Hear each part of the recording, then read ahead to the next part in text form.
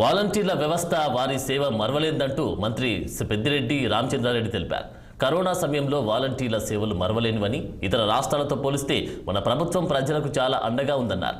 జరగబోయే ఎన్నికల్లో సీఎం జగన్ మరోసారి సీఎం అవుతారని, జగన్ విజయాన్ని ఎవరూ అడ్డుకోలేరని ఆయన స్పష్టం చేశారు.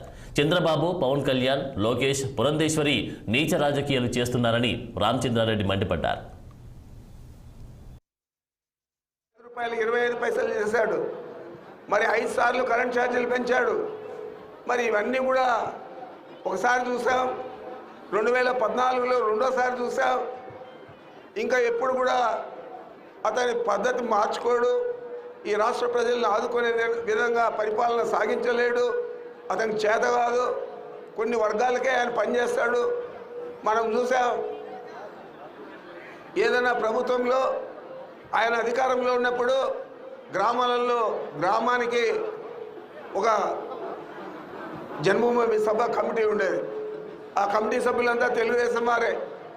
వారు ఇచ్చేది ఏదైనా ఒకటోర ఇల్లు కానీ పెన్షన్ కానీ ఇస్తే అది కేవలం మా పార్టీ కార్యకర్తలకు నాయకులకు ఇచ్చేవారు తప్ప సామాన్య ప్రజలకు ఇవ్వలేదు. గతంలో మనం చూసాం. ఈరోజు ఆ విధంగా లేదు. పరిపాలన అంతా మన గ్రామానికే వచ్చింది. సచివాలయ వ్యవస్థ తీసుకొచ్చాం. ఇప్పుడు మన గ్రామంలోనే సచివాలయంలో మన పిల్లలే 10 మంది దాకా పనిచేస్తూ ఉన్నారు. ఏ శాఖకు పని ఉన్నా కూడా మనం సచివాలయానికి వెళ్తేనే అన్ని పనులు అయ్యే విధంగా గ్రామంలోనే ప్రభుత్వ పాలన అంతా కూడా సాగుతూ ఉంది. ₹2 కేజీ బియ్యం ₹5 చేశాడు, మరి 5 సార్లు కరెంట్ ఛార్జీలు పెంచాడు. మరి ఇవన్నీ కూడా ఒకసారి చూసాం, 2014లో రెండోసారి చూసాం. ఇంకా ఎప్పుడు కూడా అతని పద్ధతి మార్చుకోడు, ఈ రాష్ట్ర ప్రజలను ఆదుకునే విధంగా పరిపాలన సాగించలేడు, అతనికి చేత కాదు, కొన్ని వర్గాలకే ఆయన పనిచేస్తాడు. మనం చూసాం, ఏదైనా ప్రభుత్వంలో ఆయన అధికారంలో ఉన్నప్పుడు గ్రామాలలో గ్రామానికి ఒక జన్మభూమి సభ కమిటీ ఉండేది. ఆ కమిటీ సభ్యులంతా తెలుగుదేశం వారే.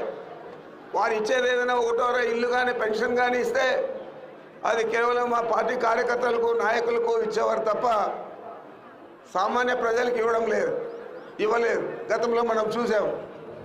ఈరోజు ఆ విధంగా లేదు. పరిపాలన అంతా మన గ్రామానికే వచ్చింది. సచివాలయ వ్యవస్థ తీసుకొచ్చాం.